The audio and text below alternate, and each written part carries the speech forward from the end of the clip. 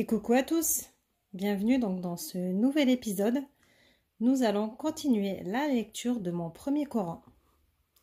Alors, nous en étions arrivés au chapitre 14, le grand sacrifice.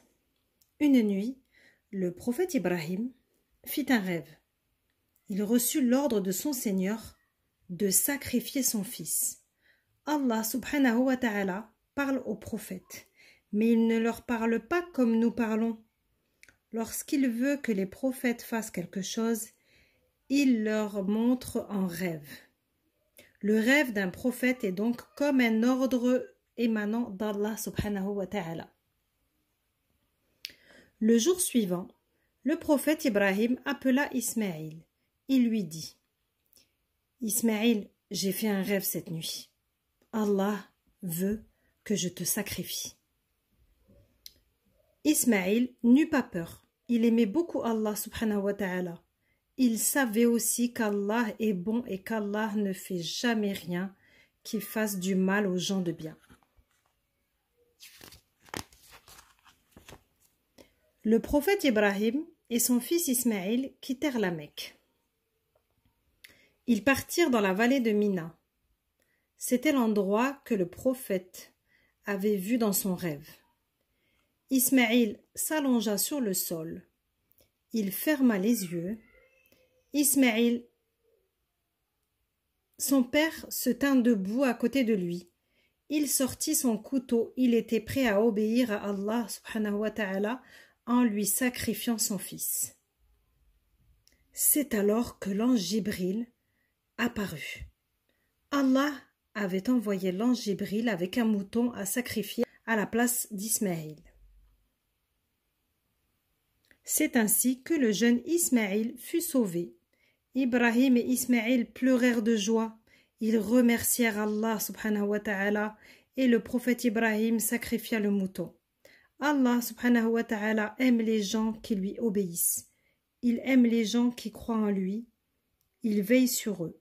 Allah subhanahu wa ta'ala était tellement satisfait que le prophète Ibrahim soit prêt à lui obéir sans hésiter en allant sacrifier son fils bien-aimé, qu'il ordonna que ce jour soit pour les croyants le jour de l'Eid el-Adha, la fête du sacrifice. Chapitre 15. Les invités du prophète Ibrahim. Le prophète Ibrahim était un grand prophète. Il vécut très très longtemps en terre de Palestine. Il voulait que tous les gens connaissent Allah. Il prêchait le message du Dieu unique et invitait les gens à prier et à le remercier pour tout ce qu'il avait. Les gens ne voulaient pas écouter le prophète. Les gens ne voulaient pas écouter le prophète Ibrahim. Ils lui tournaient le dos et s'en allaient. Seule la femme du prophète Ibrahim et son neveu, Lot, l'écoutaient. Un jour, des hommes vinrent au village. Ils s'arrêtèrent devant la maison du prophète et lui dirent « Paix, paix !»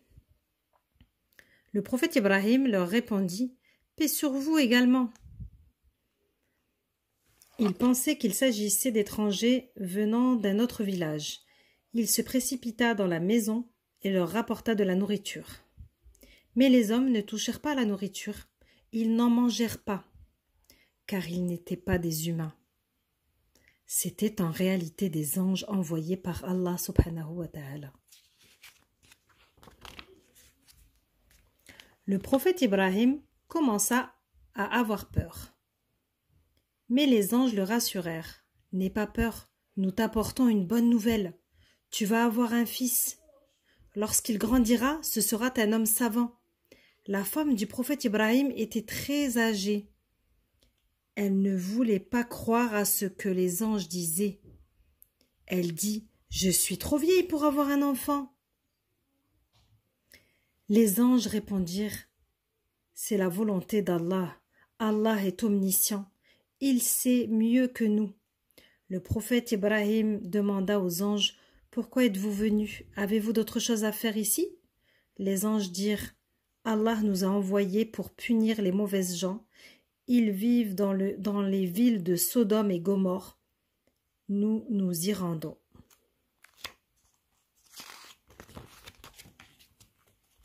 Le prophète Lot, neveu d'Ibrahim, habitait l'une de ces villes. Leurs habitants étaient vraiment mauvais. Seul le prophète Lot et quelques membres de sa famille étaient des gens bons. Les anges dirent au prophète Lot, « Quitte la ville cette nuit et emmène quelques proches avec toi, car Allah nous a ordonné de détruire les villes du mal. » La nuit tomba brusquement.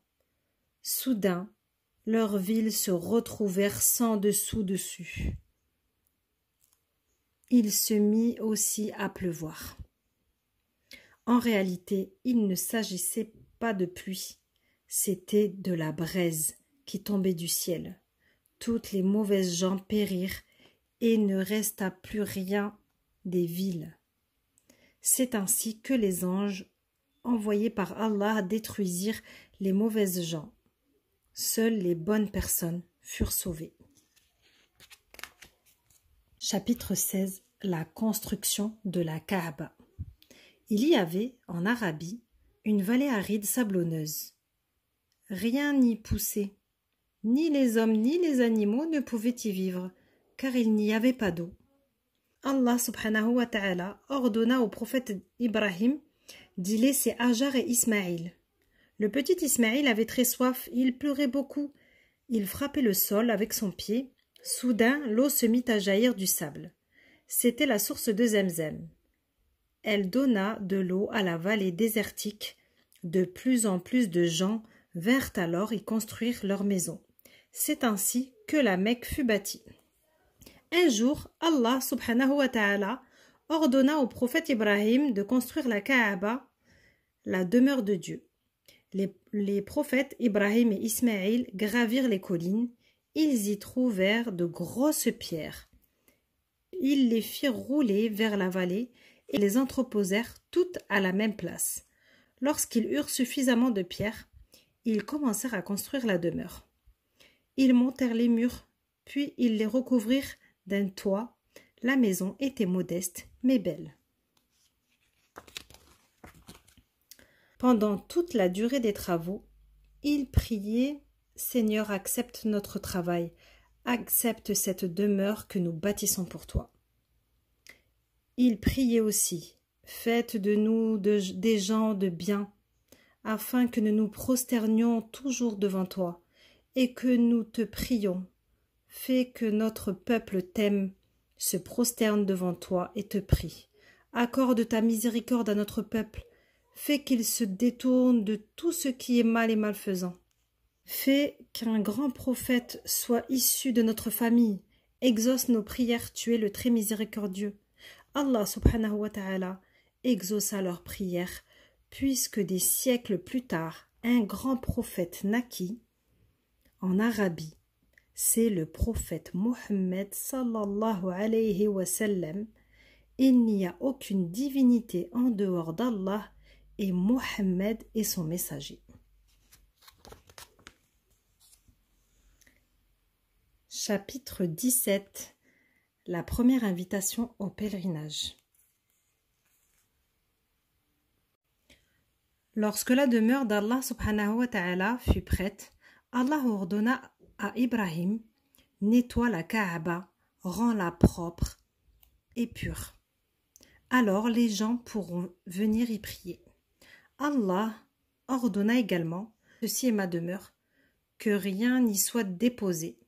Les gens pourront m'adorer dans la paix. Ils devront tourner autour de la Kaaba. Ils devront prier debout.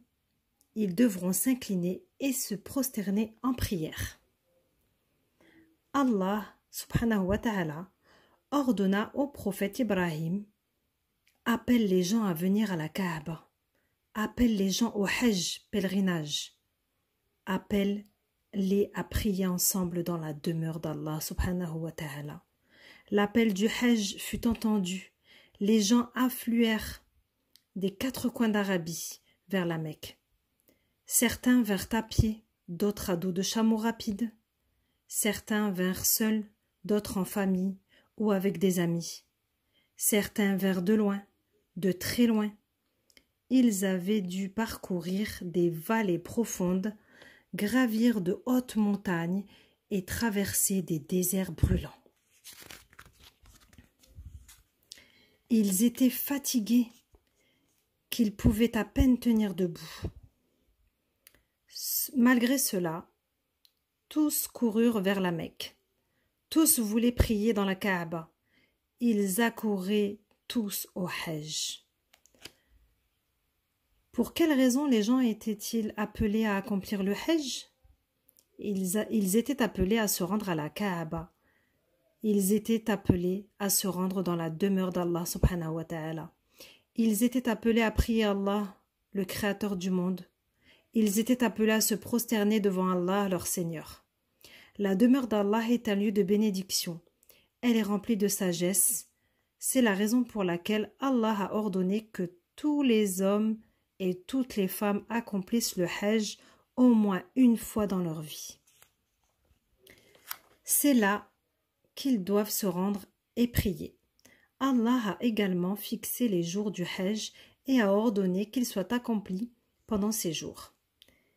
Ils doivent également sacrifier une chèvre ou un autre animal, c'est ainsi que les prophètes Ibrahim et Ismaïl lui obéirent. Encore aujourd'hui, les croyants accomplissent le Hajj une fois par an. Ils viennent du monde entier. Ils arrivent par avion, bateau, voiture et car. Ils se rassemblent tous autour de la Kaaba à la Mecque et prient ensemble. Adultes et enfants, riches et pauvres, des gens de toutes les nationalités, ils sont tous frères et sœurs en islam, ils sont tous les serviteurs d'Allah et Allah les aime tous. Chapitre 18. Le prophète Youssouf et ses frères, que nous verrons dans la prochaine lecture. À bientôt.